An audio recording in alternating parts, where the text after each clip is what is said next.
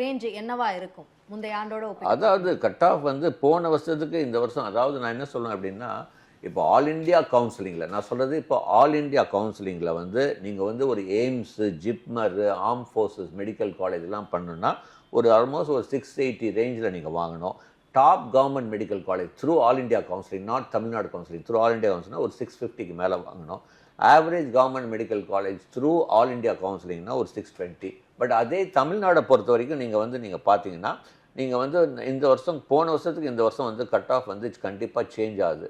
காரணம் என்னென்ன அப்படின்னா, அதாவது போன வருஷம் வந்து ரொம்ப கம்மியாச்சு. அதாவது இதில் என்ன அப்படின்னு பார்த்தீங்கன்னா, ஹியூஜ், அதாவது ஸ்டூடெண்ட்ஸுடைய மைண்ட் செட் வந்து போன தடவை ரொம்ப டஃப்பாக இருந்தது. கொஞ்சம் வேல்யூவேஷன் அந்த மாதிரி. இந்த வருஷம் வந்து கொஞ்சம் வந்து இதாகும்.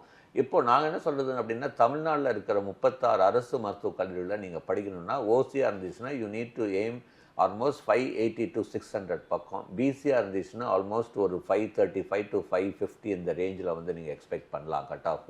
எம்பிசியாக இருந்தால் ஆல்மோஸ்ட் ஒரு 505 to ஒரு 515 அந்த ரேஞ்சில் நீங்கள் எக்ஸ்பெக்ட் பண்ணலாம். எஸ்சியாக இருந்துச்சுன்னா ஒரு 470 ரேஞ்ச் ப்ளஸ். ஸோ இந்த மாதிரி வந்து வரத்துக்கு வாய்ப்பு இருக்குது. பட் எப்போ சொல்ல முடியும் அப்படின்னா, அந்த எக்ஸாமினேஷன் எழுதின பிறகு தான் தெரியும். இது வந்து எங்களுக்கு ஒரு யூகமாக நாங்கள் ஒரு அனலைஸ் பண்ணி பார்க்கும்போது வந்து இதுதான் ஃப்யூச்சரில் இப்படி இருக்கும் அப்படின்னு நாங்கள் எதிர்பார்க்குறோம். பட் இன்னும் கண்டிப்பாக எப்போ சொல்ல முடியும்னா, நீங்கள் எக்ஸாம் அந்த ஜூன் 21 நினைக்கிறேன் இல்லைங்களா, அந்த எக்ஸாம் எழுதின பிறகு we'll able to tell you exactly how the things are going to be.